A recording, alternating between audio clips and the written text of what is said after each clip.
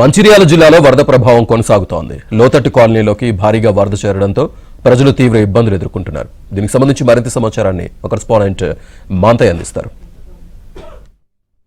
ఎల్లంపల్లి ప్రాజెక్టులో గేట్లు ఎత్తడంతో మంచిర్యాల జిల్లా కేంద్రానికి ముప్పు వెంటాడుతోంది. ప్రస్తుతం లోతట్టు కాలంలోకి వరద చేరుతున్న పరిస్థితి కనిపిస్తూ ఉంది. మనం చూస్తూ ఉండవచ్చు మంచిర్యాలలోని రామ్నగర్ ఏరియా, రామ్నగర్ పెద్దమతల్లి ఏరియాలోకి గోదావరి వరద ప్రవాహం మనం చూస్తుండవచ్చు. దాదాపు ఇళ్లలోకి వరద చేరిన పరిస్థితి కనిపిస్తూ ఉంది.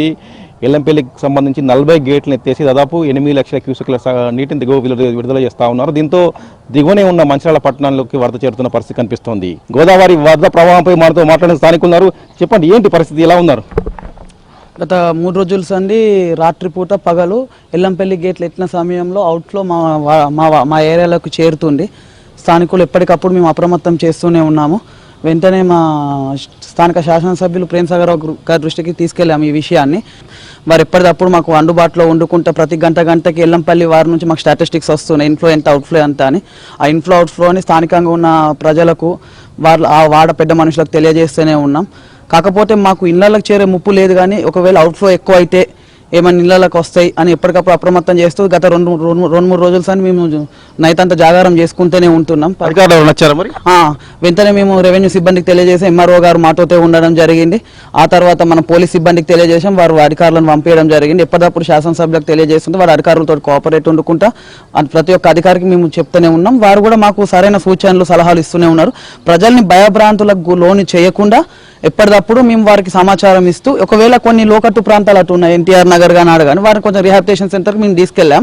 కొందరు మాత్రం మేము మీద ఉంటాం, కింద మాకు ఏమైనా మంచిదే మీద ఉంటాం అని కొందరు అంటున్నారు. వారు సామాన్ వారు మీదికి షిఫ్ట్ చేసుకొని వారు ఉన్నారు. కాకపోతే మాకు ఇప్పుడు వచ్చిన మా అదృష్టవశాత్తు రాళ్ళవాగు పొంగలేదు, వర్షం పడలేదు. కాకపోతే కొంచెం ప్రజలు భయాందోళనకు గురవుతున్నారు. సరే, ఇప్పుడు ప్రతి సంవత్సరం కూడా మాకు వర్ష పరిస్థితులు ఏర్పడినప్పుడు మేము ఎల్లప్పుడూ కూడా ఈ ప్రాంతం వాళ్ళంతా భయభ్రాంతులం అవుతున్నాం. మాకు ఏంటంటే ఒకటే పరిష్కారం, మాకు వాటర్ రాకుండా ఏమన్నా రిటర్నింగ్ వాల్ కానీ ఈ కరకట్ట కానీ నిర్మాణం మాకు అతి త్వరలో వేస్తే మేము ఊపిరి పీల్చుకోం. ప్రతిరోజు కూడా మాకు నిద్రలేని రాత్రులు ఎన్నో జరుపుతున్నారు. ఇక్కడ ఉన్న ఏరియా ప్రజలు కానీ ఏజ్డ్ వాళ్ళు ఉన్నారు, ముసలి వాళ్ళు ఉన్నారు, వృద్ధులు ఉన్నారు, రిటైర్మెంట్ ఎంప్లాయీస్ ఉన్నారు. వాళ్ళకి వచ్చిన ఏదో కొంత అమౌంట్ తోటి జాగా కొనుక్కుని వాళ్ళ ఇల్లు ఒక మన మంచిర్యాల గ్రేటర్ మున్సిపాలిటీకి కార్పొరేషన్లో ఉండాలనే కోరిక మీద వాళ్ళందరూ వచ్చి ఇక్కడ నివాసిస్తున్నారు. కానీ ఇప్పుడున్న పరిస్థితుల్లో చూస్తే రేపటి రోజు ఇది ఉండడానికి సరైన ప్లేస్ కాదని వాళ్ళు నిర్ధారించుకుంటున్నారు. కానీ ఇలాంటి పరిస్థితుల్లో మనకు సంబంధించిన మంచిర్యాల గ్రేటర్ కార్పొరేషన్ అని మనం చెప్పుకోలేని పరిస్థితి ఈ రోజు ఏర్పడుతుంది. సో ప్రతిసారి కూడా ఈ వరద ప్రభావం అన్ని గృహాలపైన పడుతుంది. ఏదైతే రామ్నగర్, పెద్దమ్మ తల్లి గుడి ఈ ప్రాంతాలలో చేస్తున్నారో ఇదంతా కూడా ఇంకోటి, ఏదైతే డ్రైనేజ్ సమస్య ఉందో డ్రైనేజీ కూడా మనం కార్పొరేషన్ దగ్గర 3 నెలల నుంచి 6 నెలలు జరుగుతుంది. కానీ అప్పటి నుంచి కూడా ఎలాంటి డ్రైనేజ్ వ్యవస్థను కూడా పరిష్కరించడం లేదు. అది ఎత్తవేళలో ఎక్కడ వేసిన గొంగలు అక్కడలాగానే ఉంటుంది.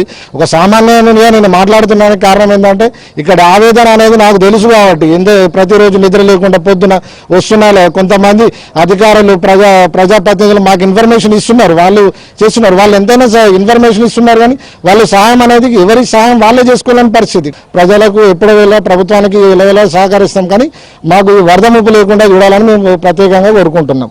మొత్తం కూడా ముంపు గురవుతాము, గతంలో మాదిరిగానే మళ్ళీ ఇల్లు మునిగి లక్షలు నష్టపోతామని చెప్పి కూడా మంచిర్యాల వాసులు ఆందోళన చెందుతున్నారు. ఇది ఇక్కడ పరిస్థితి. శ్రీనివాస్తో మాంతయ్య, వినోతి, మంచిర్యాల నుంచి.